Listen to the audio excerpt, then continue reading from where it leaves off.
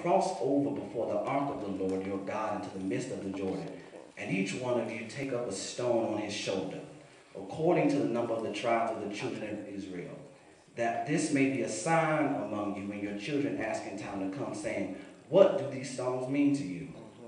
Then you shall answer them that the waters of the Jordan were cut off before the ark of the covenant of the Lord. When it crossed over the Jordan, the waters of the Jordan were cut off. And these stones shall be for a memorial to the children of Israel forever. And I just want to talk briefly from the topic, remember. Remember. The Irish people have, after every momentous occasion, they do something that they call an Irish blessing. And one of the most famous ones that they say after every momentous occasion is, may you never forget what is worth remembering, nor ever remember what is best forgotten. And I feel like we need to take that across the Atlantic Ocean and bring that here, because we have the proclivity of always highlighting and focusing on negative things that happen in our life. Sure we do. We get mad because we have to get up in the morning to go to work. But then we lose our job, and then we get mad that we don't have a job to go to. We get mad that gas is high, but then when our car gets repossessed, we get mad because we don't have no way to get to where we want to go. And so Jesus understands, and God understands, that he has to deal with complaining people. Say it now. Yes. From the beginning of time, Preach, and even after us, he's going to have to deal with some complaining folks. Yes, sir. And so what he does here is he sets up something for us to remember when we are set to complain. The Bible says in verse 1 that after they had crossed the river Jordan, Joshua instructed that 12 stones be taken from the riverbed to build a memorial. Yeah. Thereafter, whenever future generations would ask the meaning, the people would have an opportunity to remember. Notice that it was after. Why would he say after? Why wouldn't they pick up the stones while they were crossing? Because God understands that sometimes we get selective amnesia. And so after he brings us through, what happens? We forget. God heals us, and then what happens? Oh, we forget that God heals, and we'll say, oh, the doctors, or the medicine. And so God says, you know what?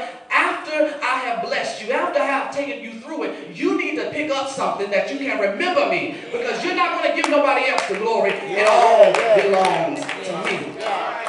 And I also want to, you have to understand that for every chapter 4 in your life, there is a chapter 3. Wow. Don't ever let somebody boost your head up so much that you think that there's no story behind your glory. Because you have been through some stuff to get what you have. And so whenever somebody tries to give you, oh, I can't believe you got this, you need to sit them down and say, let me talk to you for a quick second. Let me talk to you for a minute. Because if you see what I have now, but you really don't see what I have been through. The fact of the matter is that you will never appreciate where you are or where you are going until you acknowledge where you have been. That's right. So God says, after you have crossed the river, after you have been through it, you need to remember. And you need to remember, you need to hold on to what I've done for you. In those times when you get through it and now you're in a blessed place, you won't start complaining and trying to take the shine for yourself. Right. So the question that we need to ask is, what should I remember? I mean, really, what is it that I need to remember from every trial, every tribulation, everything that the process? What do I need to get out of the process? Right. Well, number one, we need to remember the promise. Now, what is the promise? The promise is found in Joshua chapter 1 verse 13, where it says, remember the word which Moses, the servant of the Lord, commanded you, saying, the Lord your God is giving you rest and is giving you this land. Now, certainly that is not our promise. That was the promise that God gave to Moses that was then transferred to Joshua. But you also need to understand that your life, God has placed a promise in you. And I want you to know, whatever God has promised you, whether you have attained it or not, you need to remember it. Because you have to understand that they didn't get to the promised land overnight. Oh no, that thing took 40 years. And I can stop by to let somebody know, no matter how long it takes, you need to stay with God. Because when you get to the other side, the promise will be fulfilled. But you have to understand something about the promise. You have to understand something about the promise. You need to understand that he will only promise you something according to your faith and your fight. If your faith cannot help you obtain it, God won't promise it to you. And also, if you're not willing to fight for it. See, some of us want big things. We want grand things, but we don't want to fight for it. And we don't even have the requisite faith to obtain it. Yeah. So God says, you know what, if you're not ready to fight for what you want, if you're not ready to fight for the promise, then you just need to sit down and chill out and just be comfortable in your comfort zone. But I know that there are some people in here that understand that God's got a promise that is going to blow your mind. And I feel like there's somebody who says, I got the faith and I've got the fight and I'm ready to get the promise that God has for me. If that's you, just wave your hand in the air. Oh, I see you. God bless you. Number two, not only do we need to remember the promise, but we need to remember the predicament. And see, a lot of us get excited about the promise. You know, God's going to bless me. God's going to give me this and that. But when God tells you got to go through something, but then we try to back up. We don't want to go through the predicament. We just want the promise. But for every promise, there's a predicament. Now, you may say, well, what is a predicament? A predicament is a unpleasantly difficult, perplexing, or dangerous situation. The Israelites, after traveling around for 40 years, they were eager to get to their blessed place. They were eager to conquer nations and live in their next level. But first, they had to go through. I said they had to go through. They had to cross the Jordan River when the Jordan River was at its highest point. Now, how do you know that? You have to look now in chapter 3, because I told you for every chapter 4, there's a chapter 3. And in verse 15, it says, and as those who bore the ark came to the Jordan, and the feet of the priests who bore the ark dipped in the edge of the water, for the Jordan overflows all its banks during the whole time of the harvest.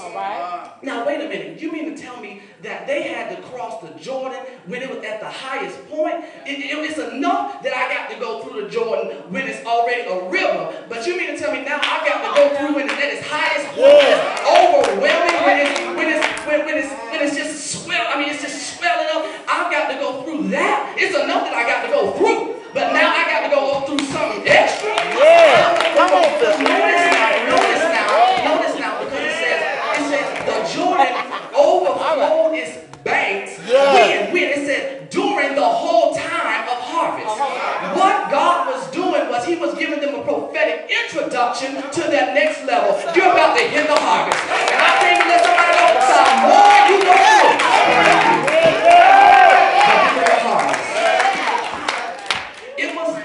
this time. Remember now that the children of Israel had to cross the Red Sea. But it was different this time between the difference between when Moses parted and now that they have to cross the Jordan River. Remember now that Moses, all he had to do was stand on the seashore. He lifted up his rod and the waters parted. But this time, God instructed the priests to what? He said, step in the water and then the waters parted. Because you have to understand that the closer you get to your promise, the more God will require of you. And I just want to ask you a question. Do you have the faith to take the first step?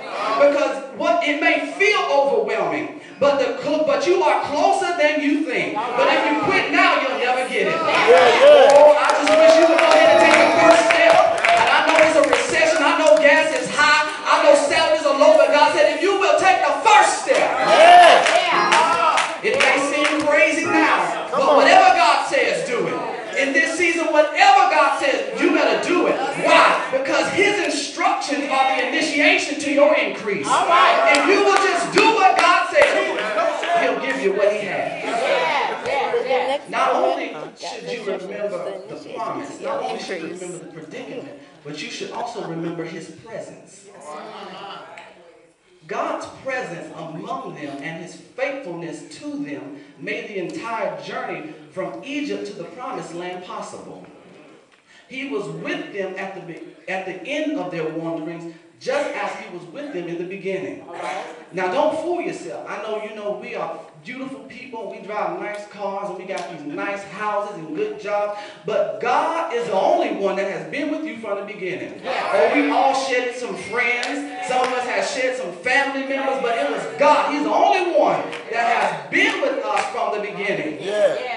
we have that assurance that is found in Matthew 28:20, which says, lo, I am with you always, not into the end of your life, but he said, I'm with you to the end of the age. So even when you're dead, I'm still with you. And I remember when I was in like the 4th grade, and I had this bully, and it was just awful. It was awful because every day, she was a big girl too. She was huge. She would torture me and take my little change. My mom would give me $1. You know, I thought I was bad, and she would torture me. And one day, I got fed up, and I said, I'm gonna get that girl, because I knew that my brother would be home before I got there. And so what I did is I said, you know what I'm gonna do? I'm going to hit her, and then I'm going to run home. So when the bell rang, I went up to her, and I punched in the stomach, and I took off running. But you know, that big girl could run, right? And so she chased me all the way home.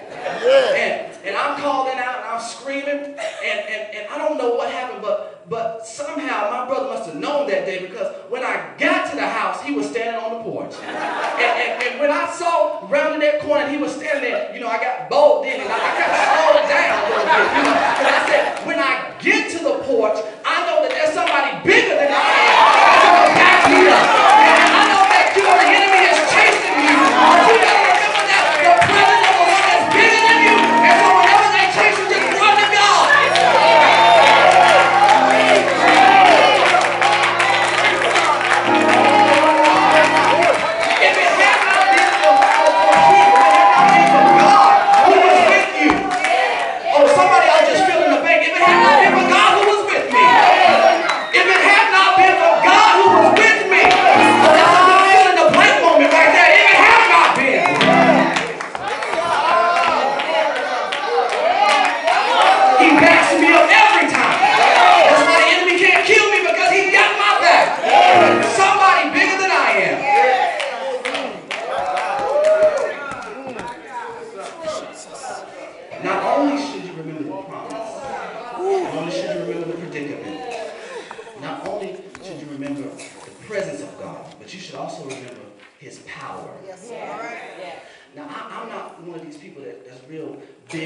Prosperity. I can't tell you, that his power is going to buy, you're going to walk in a house. But I know there's 3 things that God will do. His power will take you in. His power will take you through. And his power will take you out. All right. The children of Israel crossed the Jordan River in the spring when it was overflowing its banks. It was in the spring. Some of y'all missed it. It was in the spring. I don't know if you checked your calendar today. But today is the first day of... Yes, y'all didn't catch it. I said today is the first day of spring. And I came to announce that I don't care where you are in your life, it's crossover season. It's crossover. I'm crossing over this thing. I'm going to go through it. And before summertime, I'm going to have my promise. Get ready, because you're about to enter your new place. If you believe it, just shout, I accept. I accept. Come on now. God chose the time when the river was at its highest point to not only demonstrate his power that he could do it. He showed his power by working a miracle of timing and location to allow them to cross on dry ground. Have you ever had a time when you got blessed, or when God did a miracle in your life, when it seemed like it should be a miserable time or an unexpected time? That was God demonstrating his power. And what does his power do for you? A testimony of God's power will give you a positive reputation. Because see, what you have to understand is that after the children of Israel crossed into their new place, they had enemies they had to fight. But when they got into their new place, what happened was that the people that were there, their enemies, had already heard about what God had done over the 40 years. And so they weren't too quick to fight them, because people won't be quick to mess with you when they know who you mess with. Your enemies, I don't care who they are, they cannot handle God's power. That's why it's important to give all